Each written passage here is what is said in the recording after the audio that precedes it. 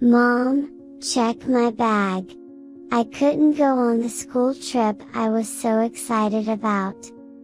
About 14 minutes after seeing my daughter, Emily, off to her school trip, she unexpectedly returned home and burst into tears, saying that shortly after I sent Emily off on her school trip, I received a call from her class teacher. Being told it was an emergency, I was startled, thinking something might have happened to Emily. About 5 minutes after I got off the phone with her teacher, just as the teacher had said, Emily came back home.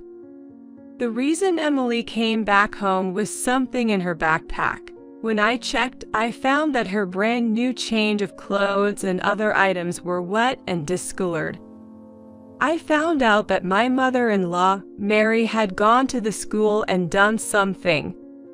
Not to complain, but my relationship with Mary is bad, and she even disliked Emily, so there's no way she would have gone to see her granddaughter off. I immediately called Mary, furiously demanding an explanation. Then Mary said that it wasn't fair for only Emily, one of her 2 granddaughters, to go on the school trip. She thought it would be too sad for the other granddaughter who couldn't go. Mary justified her actions as delivering justice to Emily, insisted she did nothing wrong, and abruptly hung up the phone. Unable to contain my anger, I reported the incident to a certain person. As a result, Mary ended up provoking the wrath of that individual, leading to her own downfall. I am a housewife in my 30s. I have a daughter with my husband, who is in the same age group as me.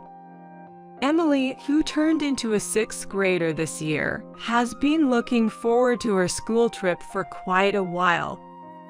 Since kindergarten, Emily has been practicing rhythmic gymnastics, and sometimes she demonstrates her skills as an example during gymnastics in her physical education class.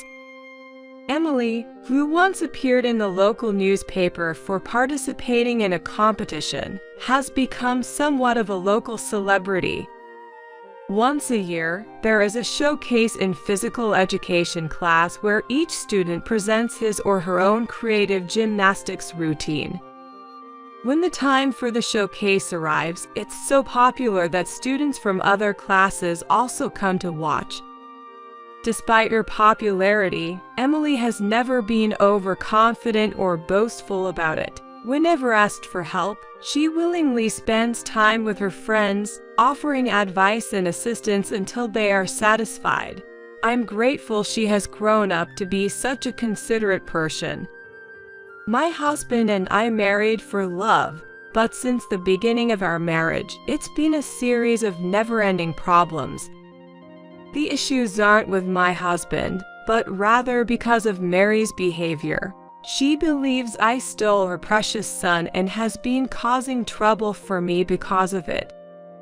Initially, Mary, in exchange for accepting our marriage, demanded that we live with her in the family home as a condition.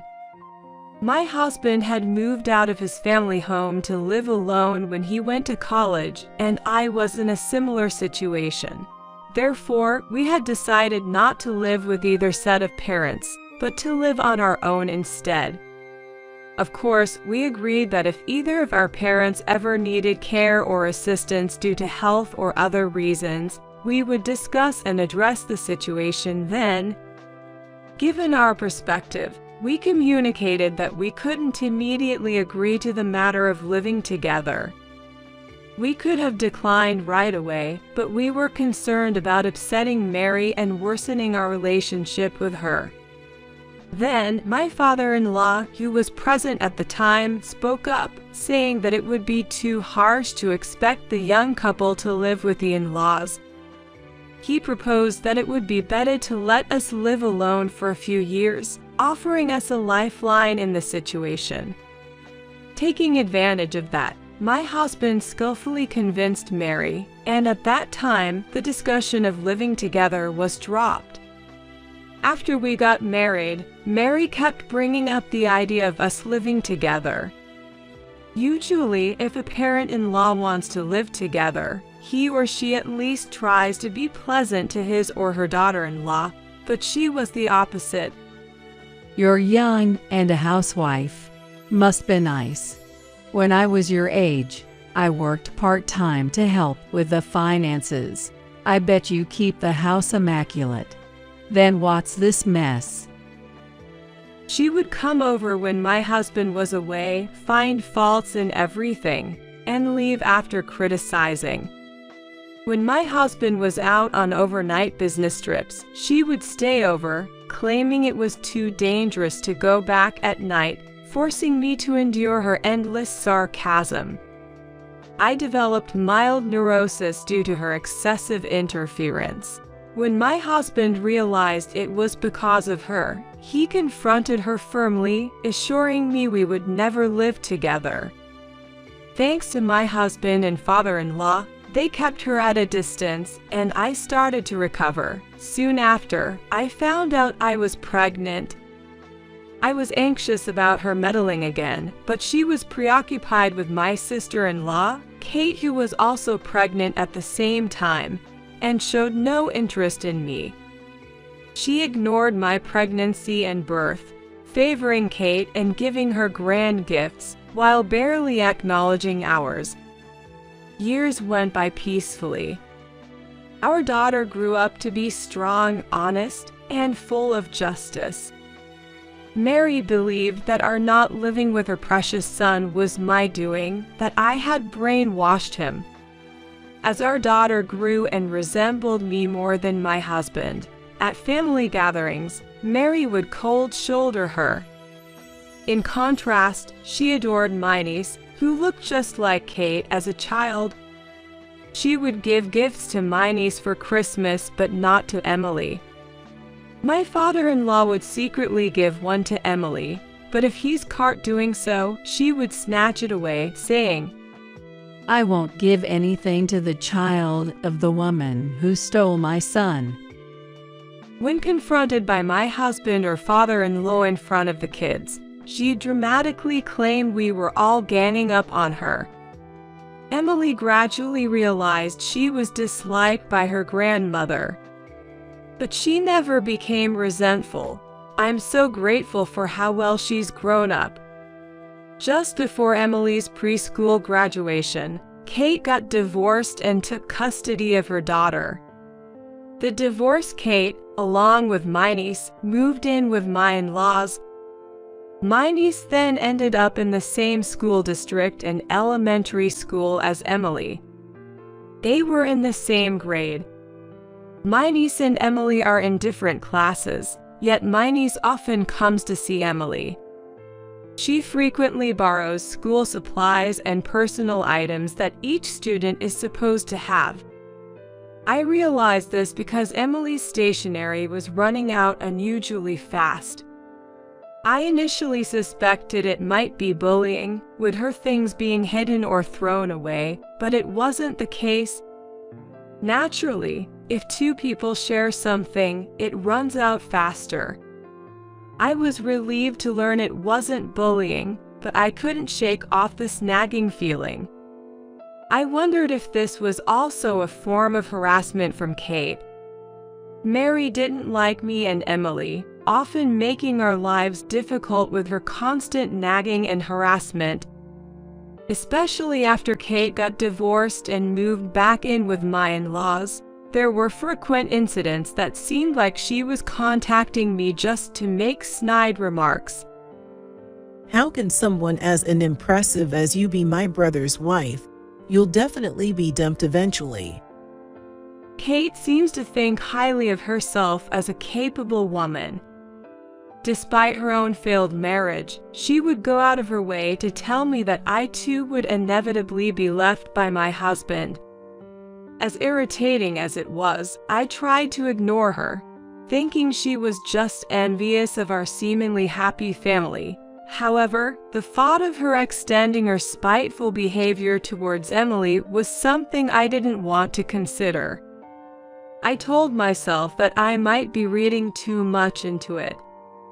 This decision of mine would unexpectedly lead to consequences, but that was something to unfold a bit later. Time passed, and Emily became a 6th grader. In the 6th grade, there's a school trip.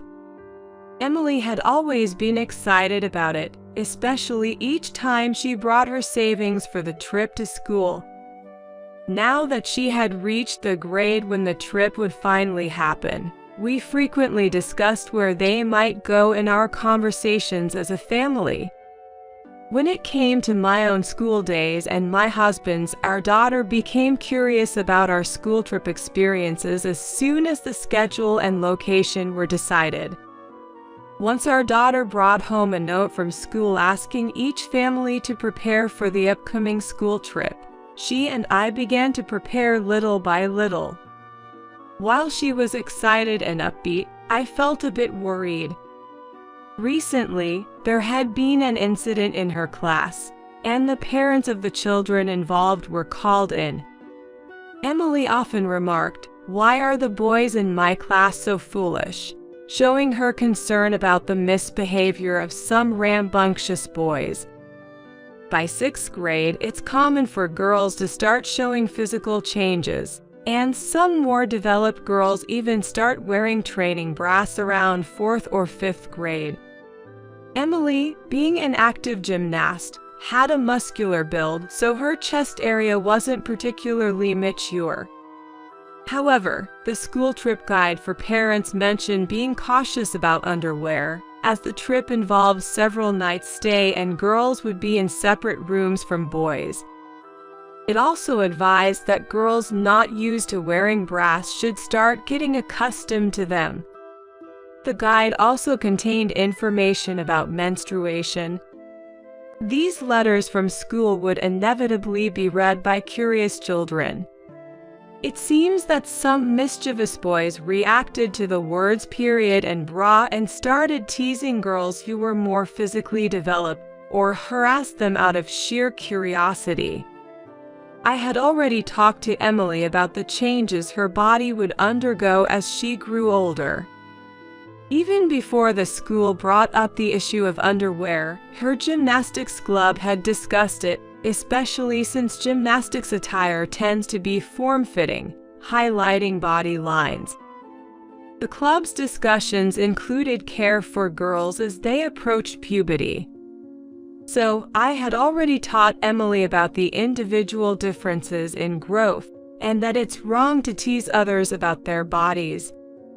Emily, who has a strong sense of justice, defended the teased girls and called out the boys' bad behavior. One of the boys, whose father was a city council member, complained to his dad about a sassy girl standing up to the boys. This led to a major fuss at school, with the parents of the boys' friends demanding that the parents of the outspoken girls be called in. However, since there had already been issues with boys teasing physically developed girls, the parents' demands were not acknowledged.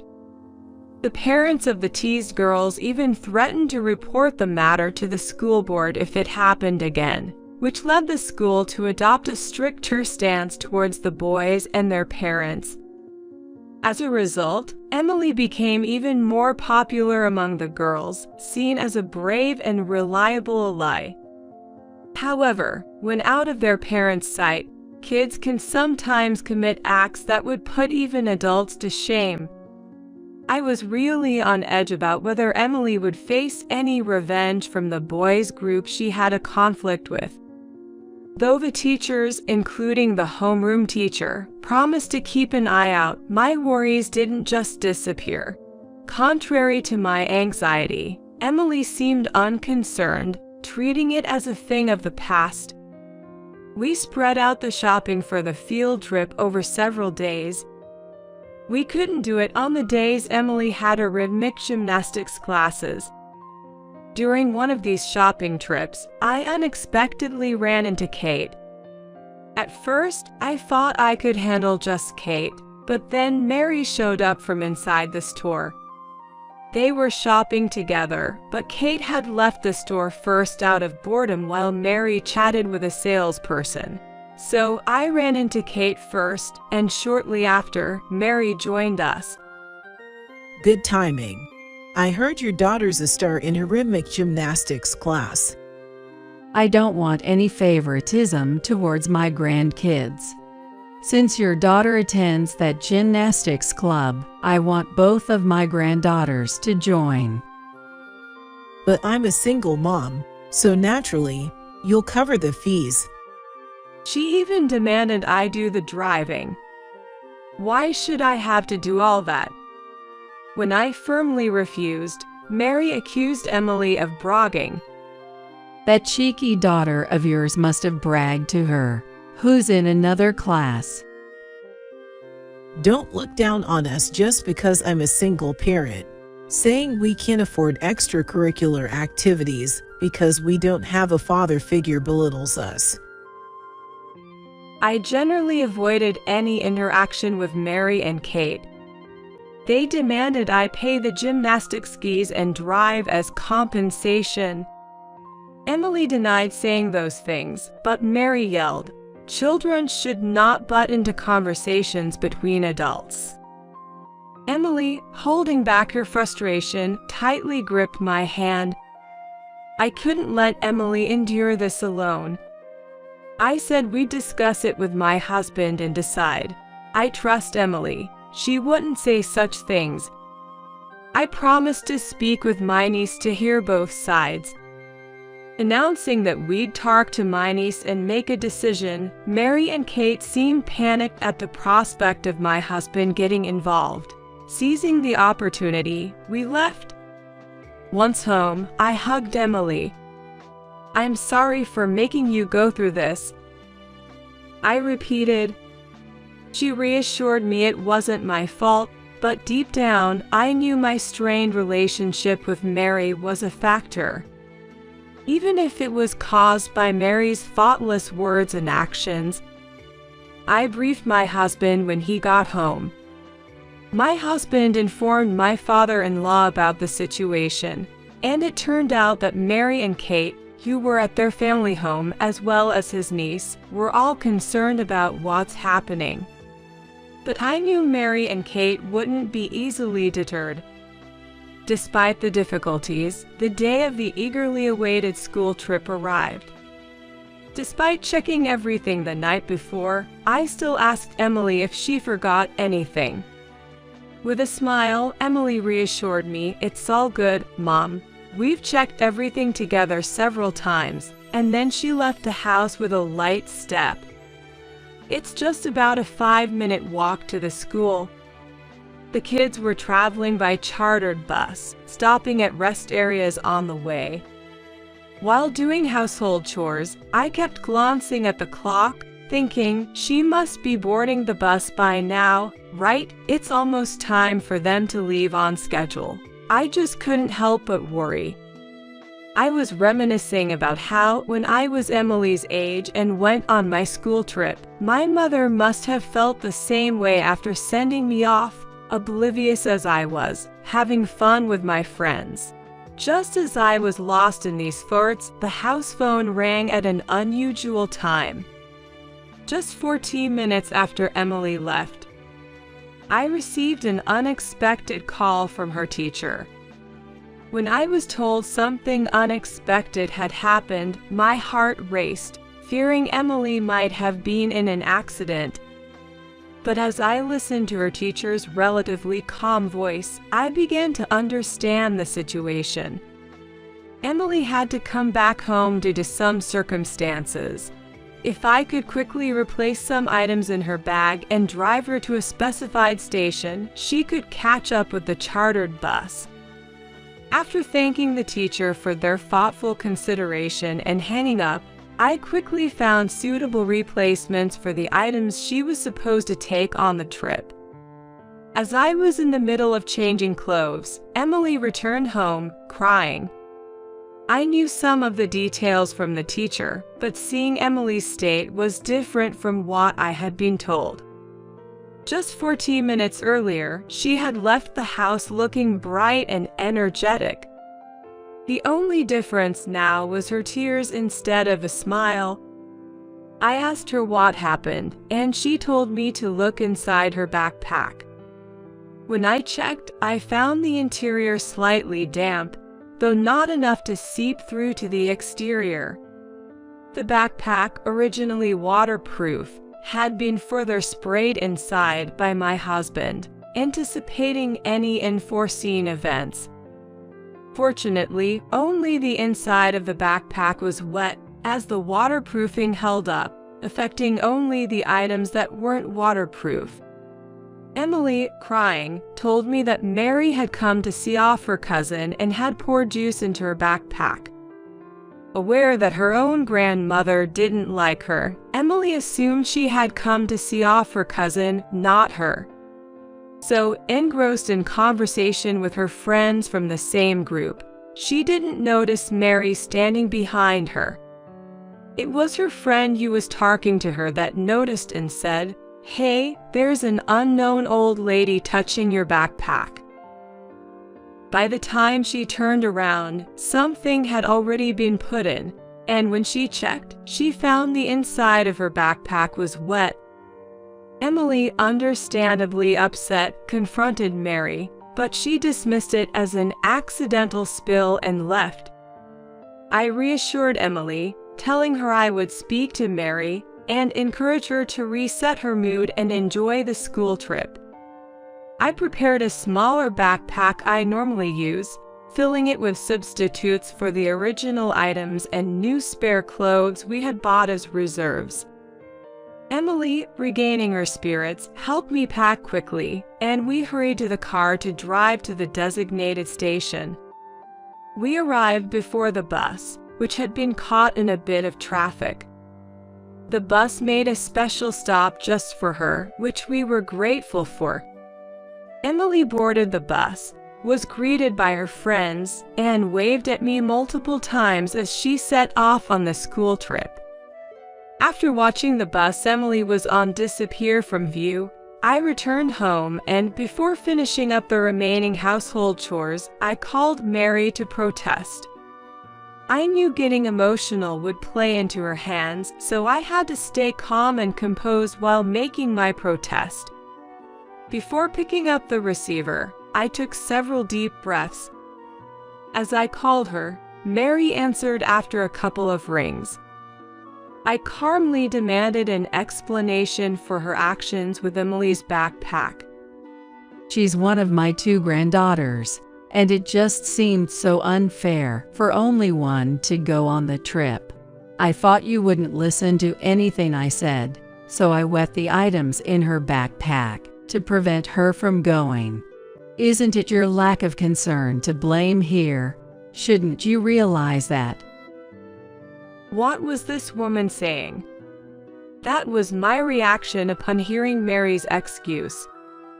But as infuriating as it was, I knew calling her names would mean losing the argument. I tried to stay calm and counter her words.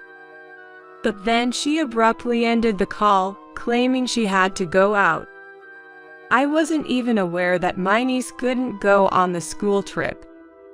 I generally avoided any interaction with Mary and Kate. How could I have known? Moreover, Emily hadn't mentioned anything about her cousin not being able to go. There was no information about any illness or injury, and even though my relationship with Kate wasn't good, if my niece had been sick or injured, my husband would have heard about it. My husband would have surely shared such information with me, at least for the sake of keeping me informed. The anger inside me was boiling, and just then my niece called. She confessed to feeling envious after seeing how excited Emily was about the trip. I generally avoided any interaction with Mary and Kate.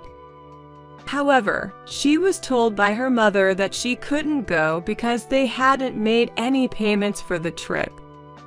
Mary, upon hearing this, decided that since my niece couldn't go, it would only be fair if Emily also had a painful experience.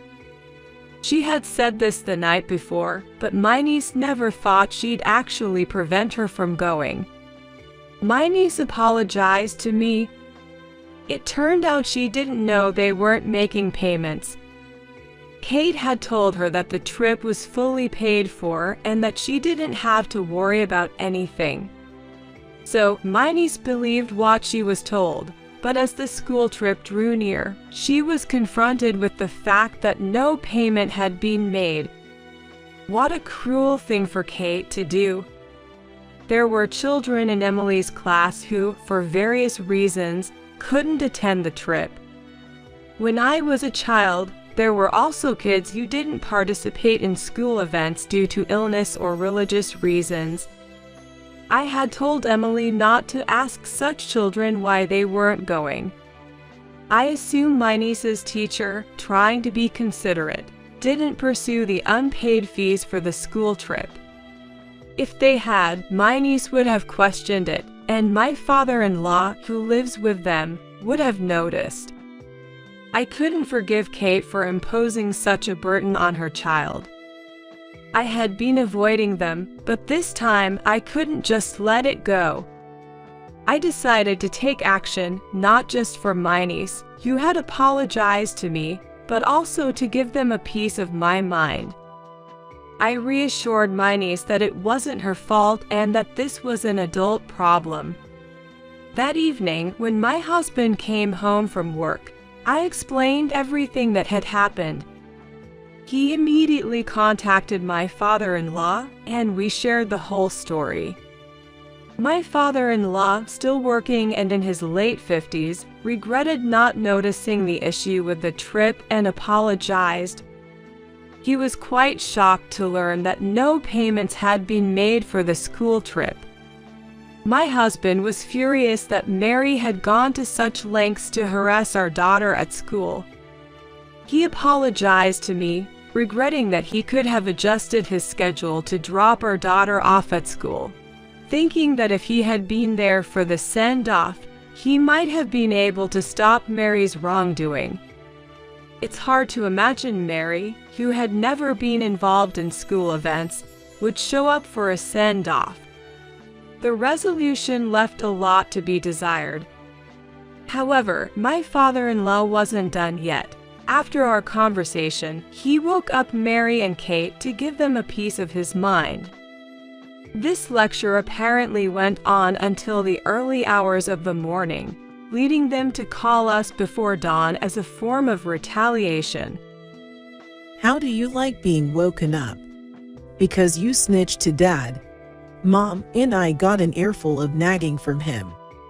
I'm too sleep deprived to do any housework, so you come here and make breakfast. It's only fair since you acted all self-righteous and told on us. What an incompetent daughter-in-law you are.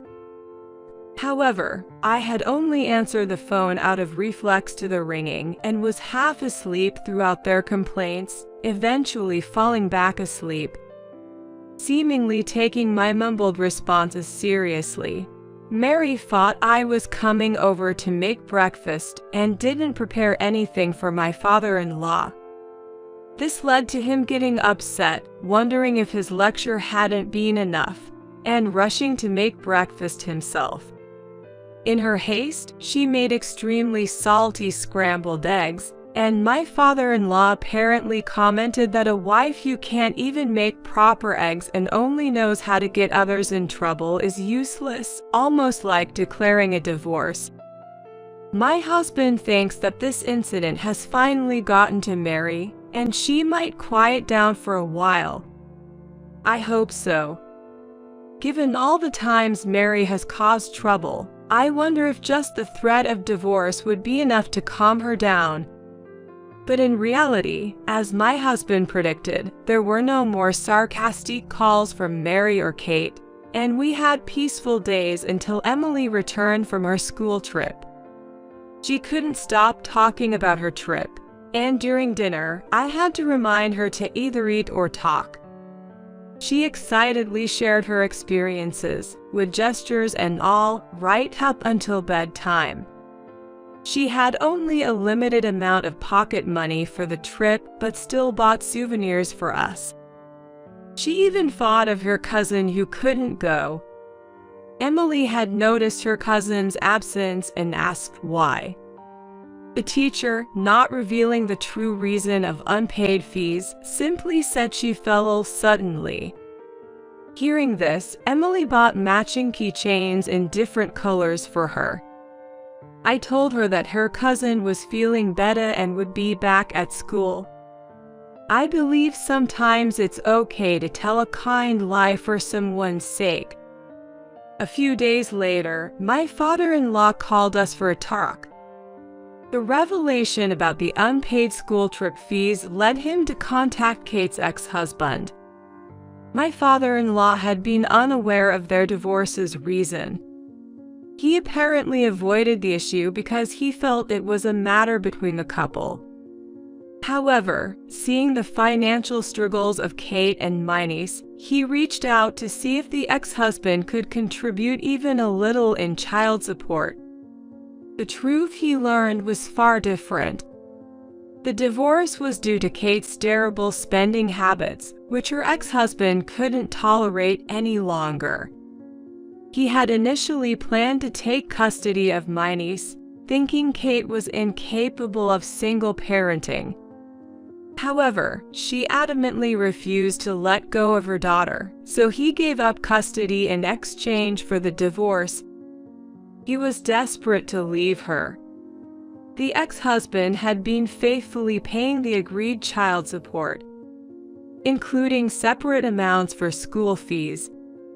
Learning that his daughter missed the trip due to unpaid fees was a devastating and infuriating revelation for him. My father-in-law, too, had been concerned about my niece's lack of school supplies and worn-out stationery, and had given money to Mary to buy new ones. But Mary squandered the money on outings with Kate. Kate also spent the child support from her ex-husband on herself, not on my niece. My father-in-law asked my niece how she managed at school without the necessary supplies. She replied that she was told to borrow from Emily. It all made sense to me then. For a while, I had noticed the contents of Emily's pencil case becoming sparse. She said it was because she and my niece were using them together, but maybe she was actually giving them to her cousin. Perhaps after being asked to borrow supplies so many times, she just started giving them away, like a pencil here and there. Hearing about the true nature of Mary and Kate from my niece, and learning about the misuse of child support and their refusal to let her participate in school events, made me realize it was not good for her education. Realizing that being around adults like Mary and Kate was also not good, my father-in-law, after confirming with Kate's ex-husband, supported the idea of fighting for custody.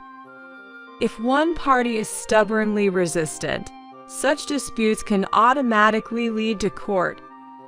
Kate resisted because she didn't want to lose the child support, resulting in a court case. The court judged that she was incapable of parenting, considering her income and lifestyle. After the divorce, Kate neither worked part-time nor used the child support and money from my father-in-law responsibly. The custody battle was quickly settled in court, and my niece was taken in by her father. He had moved back to his parents' home. She will now live a life free from neglect, with the support of her paternal grandparents. Following their quick loss in court, Kate and Mary showed up at my house. You really went and did something unnecessary. Now you're going to have to give me my allowance. It was a good source of income. Ever since you married my son, it's been one misfortune after another. You're a jinx. They had invaded our home early in the morning, rummaging for valuables, I immediately called my father-in-law for help. He arrived, apologized to me and my husband, and took them away in his car. Later, finding themselves without any source of income, they tried shoplifting at a local supermarket and were caught and handed over to the police. They didn't want to ask us for help and couldn't reach my father-in-law at work, causing trouble for him at his job. Eventually, my father-in-law, fed up with their antics, divorced Mary. He left the house to them, choosing to live with us, as he had always been fond of Emily. Mary took as much as she could from the divorce settlement but spent it all without thinking of the future. Even though they could shelter from the rain and wind, their electricity and gas were cut off, and eventually, even their water supply was shut off. When they ran out of cash even to buy food, she came begging to me, asking for forgiveness and pleading for my help, apologizing for everything they had done. "Let's all live together happily as a family," she says, but what does she mean by happily? Weren't they the ones who trampled on my efforts to live harmoniously? Don't they even think about earning their own money to buy food? I can't offer a place to live to those who won't even try to be independent, so I kicked them out of the house. They banged on the door for a while, but eventually, the police came due to a neighbor's call and gave them a warning. Having already been interrogated by the police once, they probably thought it'd be bad to get caught again and finally left. After that, they never came begging to us, but I heard they racked up a lot of debt from shady sources and didn't even try to work to pay it back. Their former house was plastered with demands for repayment, and at one point, loud angry voices could be heard, but now it's quiet, and I've heard neither Mary nor Kate have been seen. I don't know and don't want to know where they are or what they're doing. My niece has been taken in by her father and had to transfer schools. But she and Emily still keep in touch through letters and calls. They seem to enjoy their conversations. My husband and her father, now finding common ground, have been exchanging parenting tips through emails. They're even discussing taking the girls on a small trip together. I just hope for a brighter future for both my niece and Emily.